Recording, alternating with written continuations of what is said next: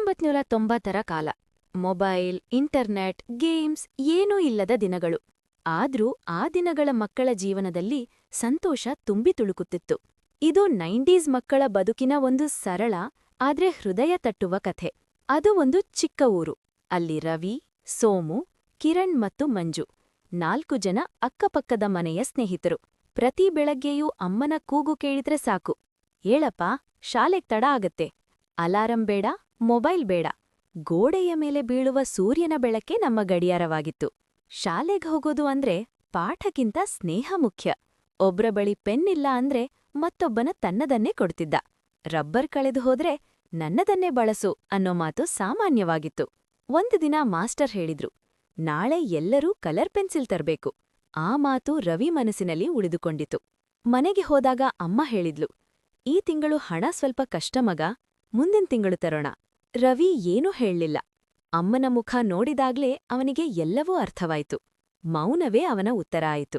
ಮರುದಿನ ಶಾಲೆಯಲ್ಲಿ ಎಲ್ಲರೂ ಕಲರ್ ಪೆನ್ಸಿಲ್ ತಂದಿದ್ರು. ಒಬ್ಬೊಬ್ಬರು ತಮ್ಮ ಬಾಕ್ಸ್ ತೆರೆದು ತೋಲಿಸುತ್ತಿದ್ದರು. ರವಿ ಮಾತ್ರ ಮೌನವಾಗಿ ಕುಳಿತಿದ್ದ. ಅವನ ಸ್ನೇಹಿತ ಸೋಮು ಅದನ್ನ ಗಮನಿಸಿದ.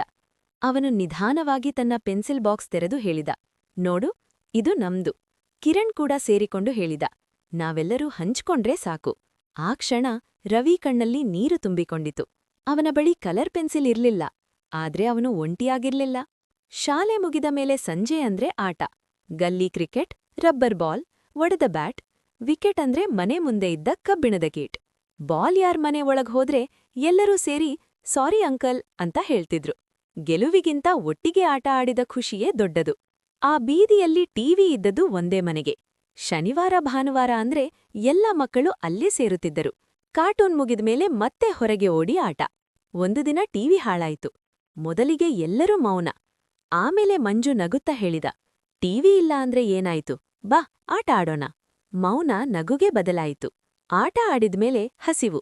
ಒಬ್ಬರ ಮನೆಗೆ ಹೋದ್ರೆ ಅಮ್ಮ ಕೇಳ್ತಿದ್ರು, ಎಲ್ಲಾ ಮಕ್ಕಳಿಗೂ ಊಟ ಆಯ್ತಾ? ಒಂದೇ ಬಟ್ಟಲು, ಒಂದೇ ಅನ್ನ. ಆ ದಿನಗಳಲ್ಲಿ ಹಂಚಿಕೊಳ್ಳೋದು ಕಲಿಸಬೇಕಿರ್ಲಿಂದ, ಅದು ಸಹಜವಾಗಿತ್ತು.